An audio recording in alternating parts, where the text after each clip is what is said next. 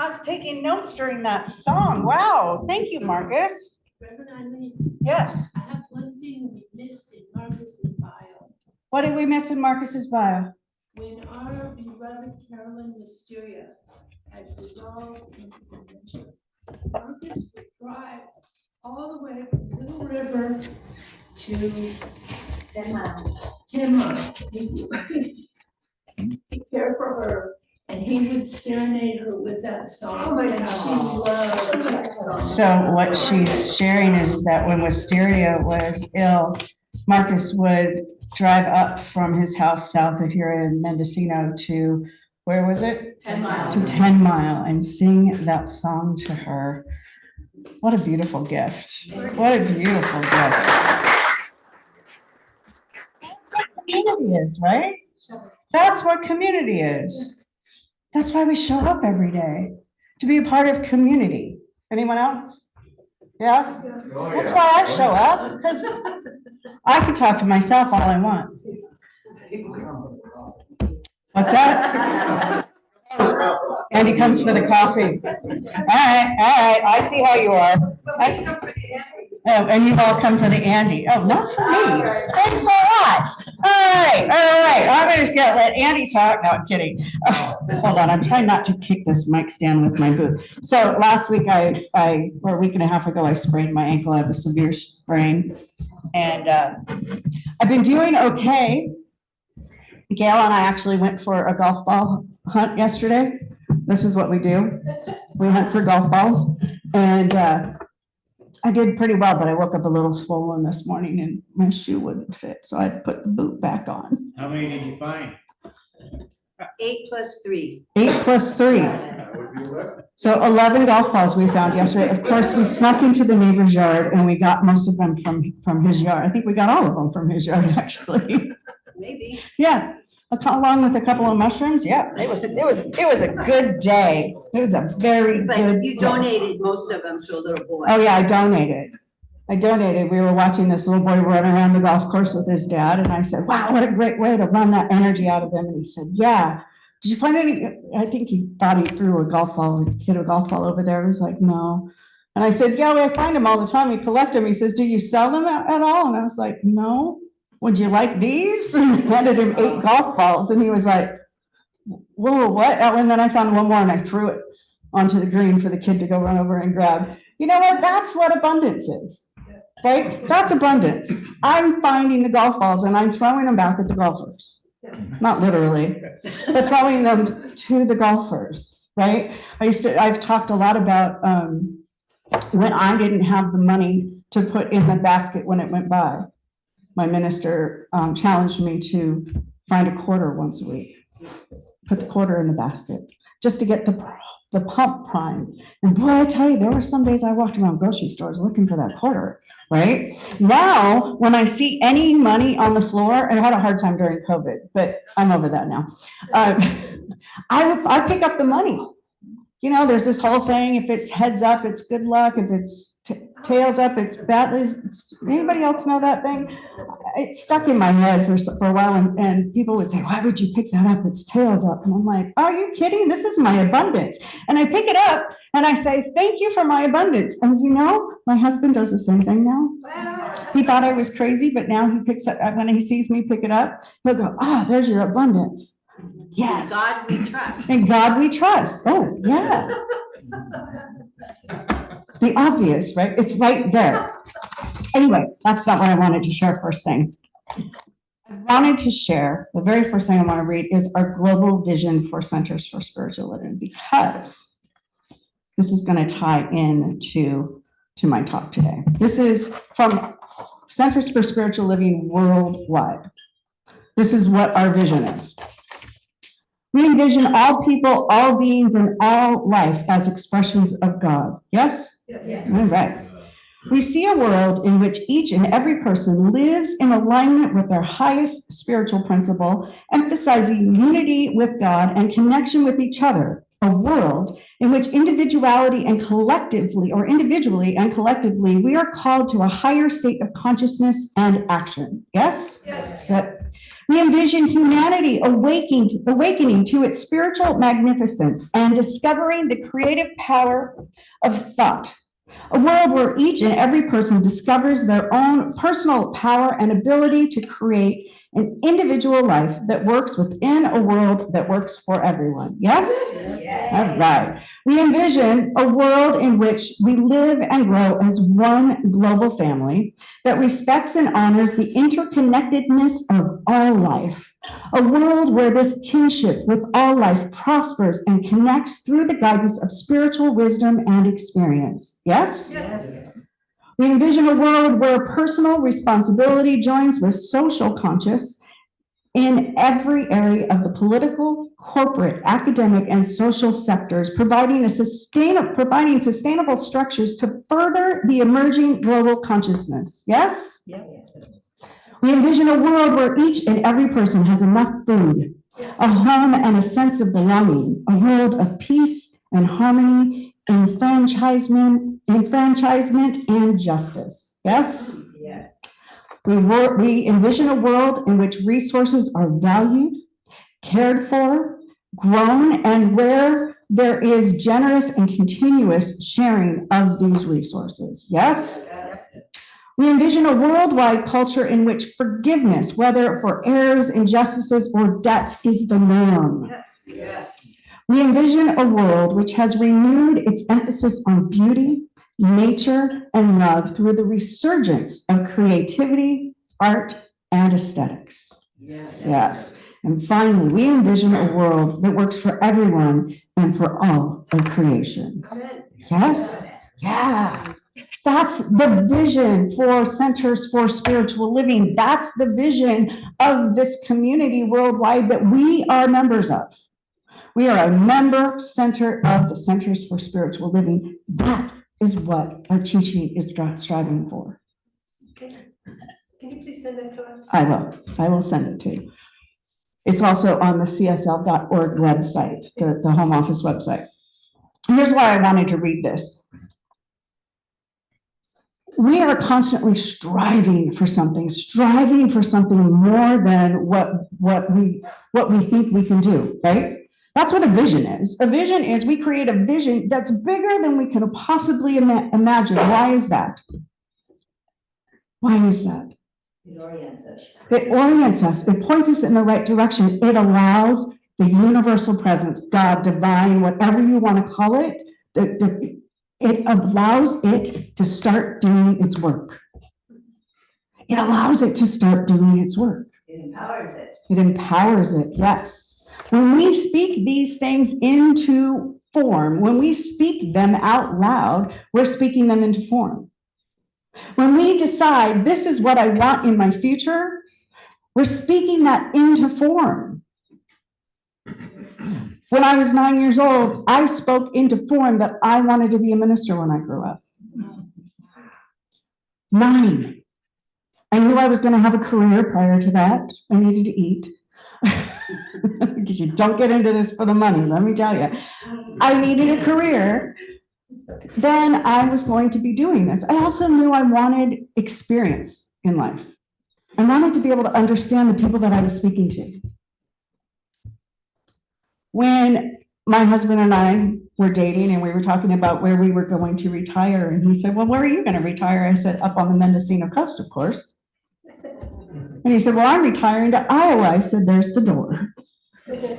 I'm not going to Iowa. I need the ocean. I need the redwood trees. I need my sacred space. That's what I envisioned. And look where I'm at, right? I set that into motion years ago. I didn't know how I was going to do it. I didn't know where I was going to live. I barely had 2 quarters to rub together, right? But I put it out there for the universe to do its thing. Now, I don't know about you. The last couple of weeks have been rough. I've been holding space. I've been holding space. People have been calling and writing to me, and people have been showing up, and people have been needing support. And that's okay. That's what I'm here for. And I thought I was taking care of myself. And what I realized was that I was down. I was down. You know, there's been a lot of stress leading up to this election and a lot of emotions that happened the day of and after. And I was staying neutral, staying a safe place. And what I found was, I just didn't have my regular pep. So yesterday morning, I woke up and I thought, you know, it's king tide today. Navarro Beach is having an open house I could go see. That was actually really cool. Did anybody go to that? It was really cool. If they do, when they do it again, definitely check it out. You can walk through the museum and go upstairs and see all the rooms where people stayed in the old hotel. I went down there and it was really cool. And I was going to sit by the fire and work on my talk, and it was too chaotic in there, too many people. It was too loud. So I thought, I'm going to drive down the coast. And I ended up in Elk at my favorite spot, on a rock, on a cliff, overlooking the ocean. And I just sat there. I just sat there. And I thought, what is the world I want to live in? And who am I going to be in that world?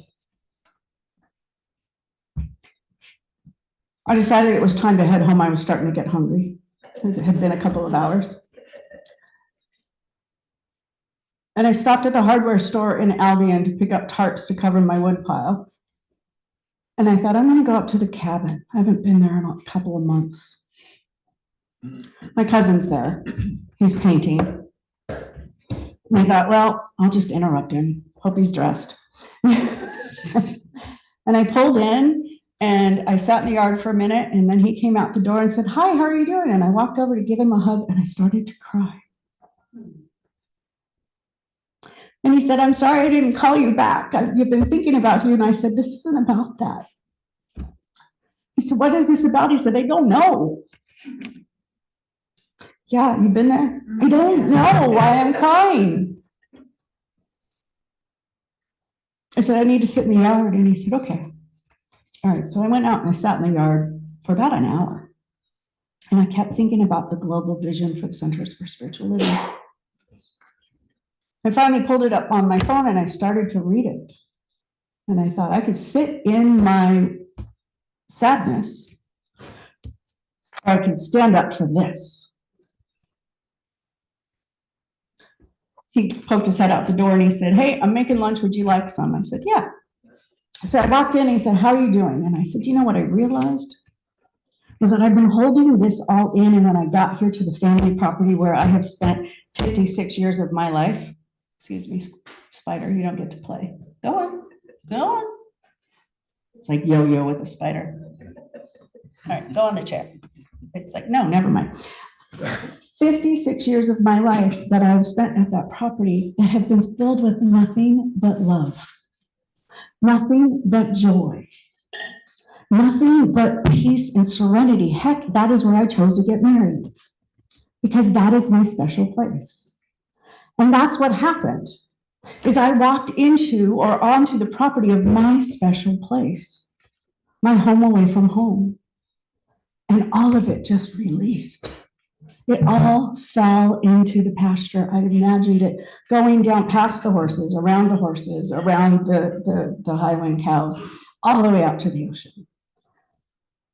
The turkeys went by running and talking to each other the whole way up around me. And I thought, there they are. They're taking all of my worries away. Right? Thank you, turkeys. As I got in my car to leave, I stopped and I looked up at the redwood trees and I said, thank you, Grandpa. Thank you. Because he bought that place. He walked up to Polly Anderson and said, hey, you can't run your cattle up there in those redwood trees. You need to sell me that property. And Polly did. Yeah, wow. It was his vision. It was Henry Cureton's vision to have a place up here where his kids and his grandkids could be. And it's come to fruition. If he only knew, I'm sure he does, that that's where I landed yesterday, where I needed a safe place to go, he would be so happy. You know, during the 2021 presidential inauguration, Amanda Gorman read her poem, The Hill We Climb. And I had forgotten this about her. You know, she had a speech impediment growing up. She had a speech impediment, so she found that she could talk, that she could write poetry, beautiful poetry. And she said this, and I heard it again this morning, actually. She said, somehow we've weathered and witnessed a nation that isn't broken, but simply unfinished. We, the successors of a country in a time where a skinny Black girl descended from slaves and raised by a single mother, can dream of becoming president only to find herself reciting from one. And yes, we are far from polished, far from pristine, but that doesn't mean we are striving to form a union that is perfect. We are striving to forge a union with purpose, to compose a country committed to all cultures, colors, characteristics, and conditions of man. So we lift our gazes not to what stands before us, but not to what stands between us, but what stands before us. We close the divide because we know to put our future first. We must first put our differences aside. We lay down our arms so we can reach out our arms to one another. Wow. Wow. It's about being open to a vision, right? She spoke a vision, and it's about being open to it. When's the last time you thought about your vision? What is it that you want in your life? What is it that you want for your center? Yeah, my talk today is supposed to be titled Loaves and Fishes. And while I will get to the story of the loaves and the fishes, I want to remind us that it's the vision that creates that.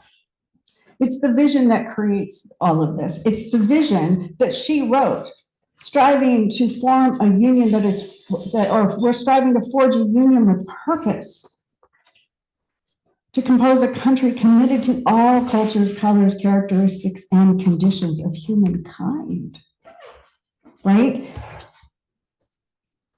She reminds us that when we face a challenge, the key is to stay open and curious to what might be next.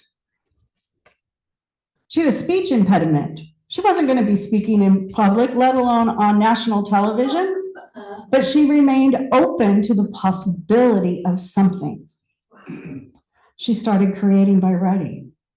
Songwriters create by writing songs, right? We all create, allowing the vision to move through us. But in order to do that, we have to be open and willing. So Ernest Holmes did talk about Jesus, and he stated, and I quote, Jesus was not the great exception, he was the great example. And he even said that greater works than these he shall do because I go unto my Father. When we let go of thoughts of lack and limitation of our humanness, what happens? Possibility. So let's talk about the loaves and the fishes. Y'all know that story? Yeah, okay, I wasn't raised Catholic, I wasn't raised with a lot of Bible stuff, but this story just inspires me. I took metaphysical Bible interpretation, not once, not twice, but 3 times, because I loved it so much, with Reverend Deborah Johnson out of Santa Cruz. She is a Michael Beckwith buddy. In fact, she started the Agape Center with Michael. They are best friends. She taught this class 20 some odd years ago before San Jose hired Reverend David Bruner. And then she taught it in ministerial school, and then I taught it again in Santa Cruz. And what she talks about with the loaves and the fishes, here's this young guy, and he's teaching people spiritual principles, right? It comes time for lunch. They are far away from town. There's no way they're going to go and get lunch. And he says, well, what do you guys got? So they pull out their little bitty meager shares. of their dried fish and their unleavened bread, right? And he looks at it and he's like, yeah, this isn't going to feed anybody. So he sends this young boy out among the masses to collect. What have you got? We're going to share it. Go get all of the bread, go get all of the dried fish, and bring it back to me. And so this young man did.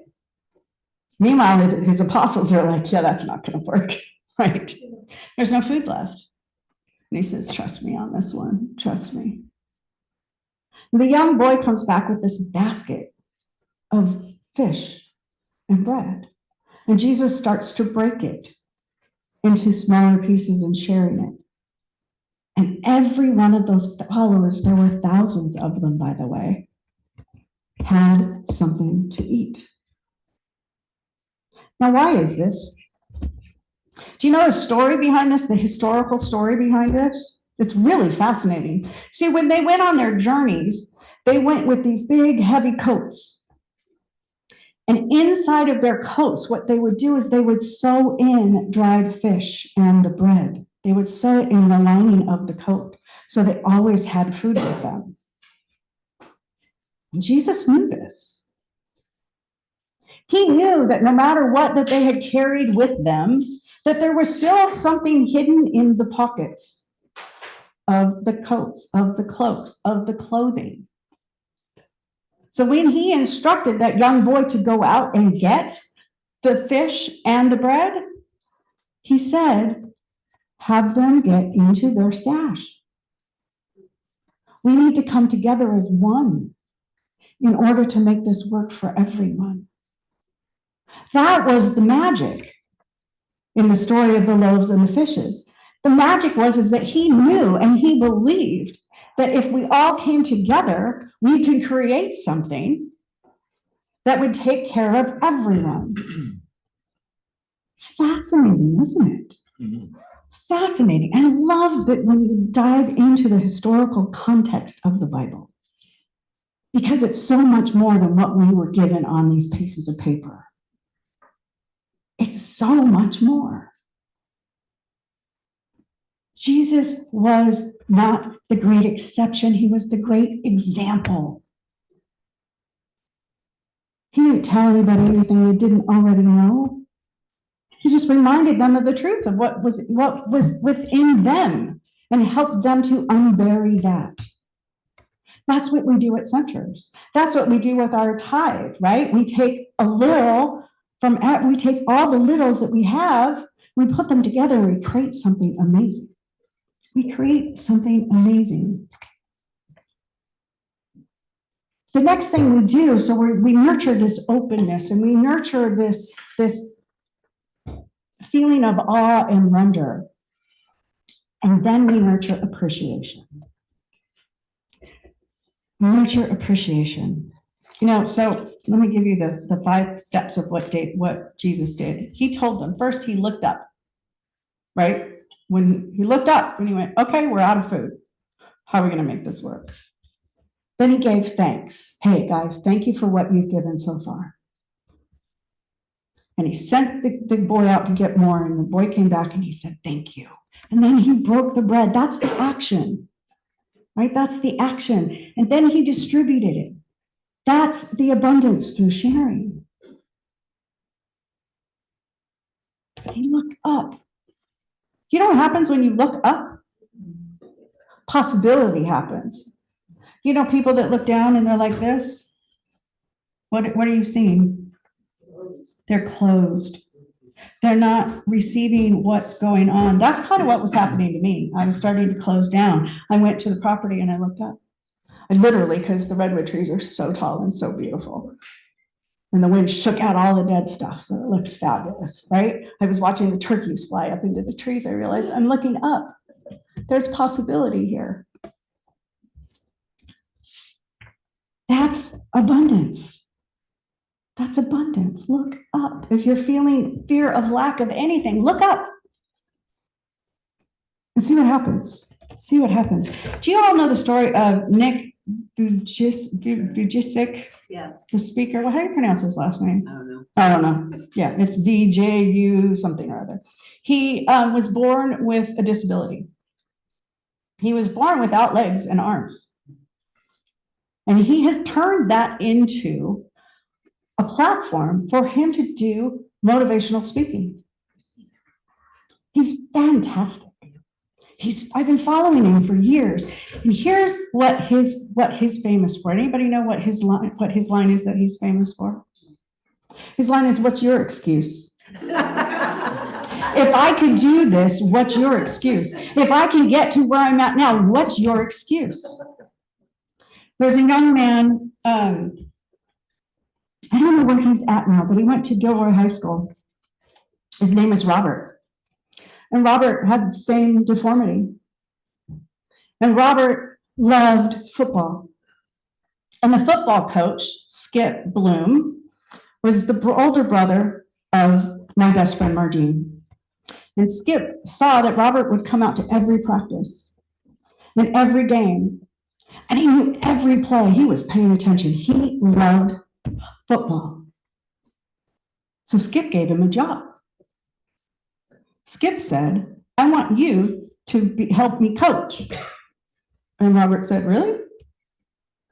Skip said, "Yeah, you've got something." So Skip and his other coaches nurtured Robert along.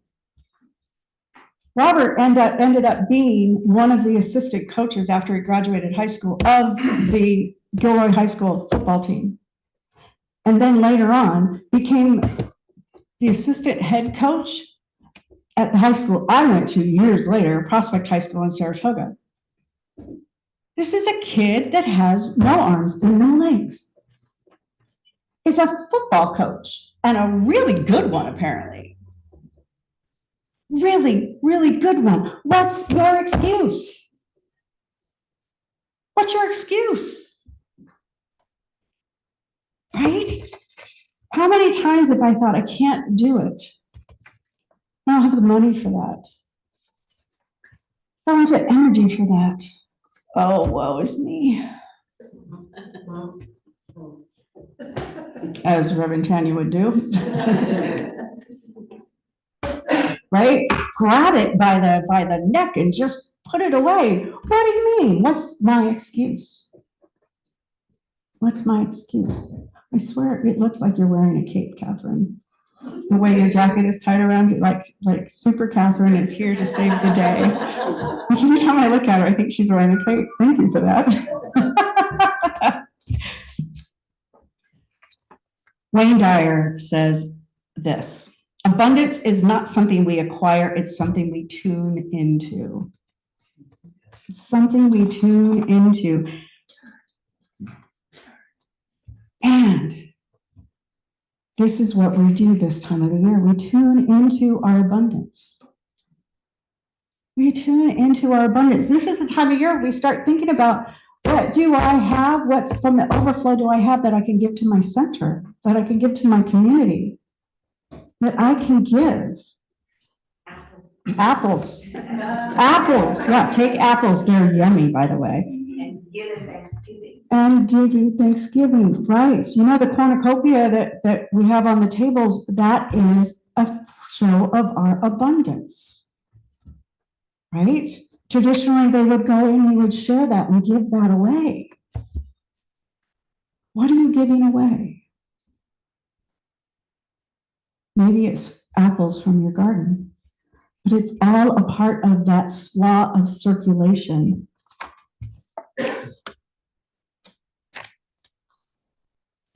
I'm looking through my notes. I'm like, nope, I don't want to share that. Nope, I don't want to share that. Nope.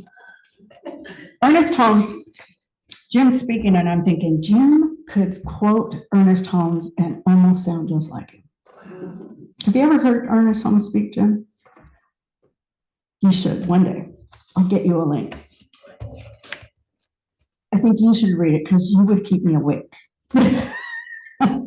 Ernest Holmes on his This Thing Called Life radio show. This is what he said about Thanksgiving. Are you and I giving thanks and praising the increase? Are we gratefully acknowledging the good we wish to experience? Or are we condemning the little things in our lives so that they cannot multiply in our hands? After all, it is really the little things that count. The little things. You know, my grandfather bought a piece of property because he wanted a place to go. He wanted a place for his children and his grandchildren to feel safe and sacred. It seemed like a little thing to him, this little tiny one-bedroom cabin with a cement floor. But it means so much to me today. It means so much to my cousin today. It means so much to us. So just giving that little bit can shift the entire world. So what is it that you're going to give this week to shift the world? Let's pray.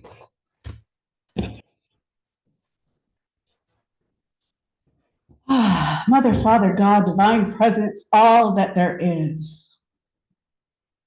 I know that it is everything present. It is the breath I breathe. It is abundance. It is joy. It is foundational spiritual truth. It is all of those things. It is the mist and the rain. It is the fog and the waves. It's the wind. It's the trees. It is that feeling that we get when we own together. It's that excitement. It's that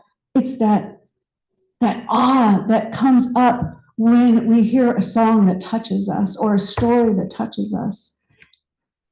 It is all of that and more. It is an abundance of the universe that is available to each and every one of us. It is absolute healing. It's absolute perfection. It is absolute joy and love and peace. And it is right here in this room. It is healing anyone who feels a need for healing right now.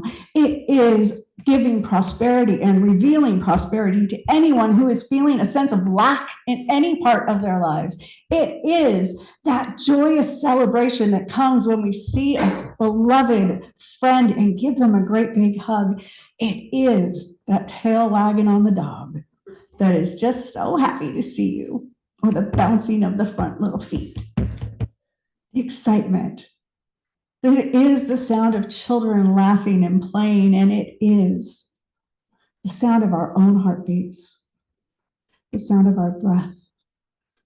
See, we can never be separate from it. It is who we are. We have shown up as it to experience itself as only it can for each and every one of us.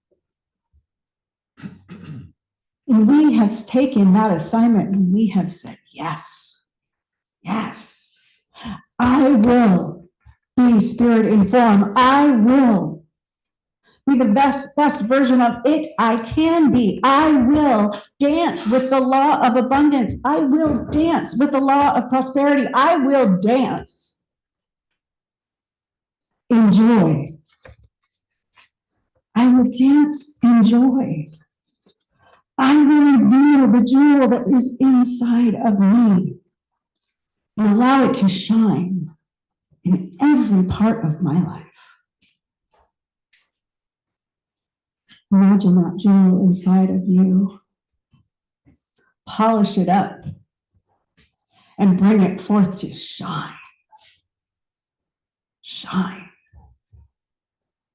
I'm grateful for this. I'm grateful for this opportunity. I'm grateful for this community. I'm grateful for each healing, no matter what it looks like, and each celebration, no matter what it looks like, because it's all God. It's all good, and it's all blessed.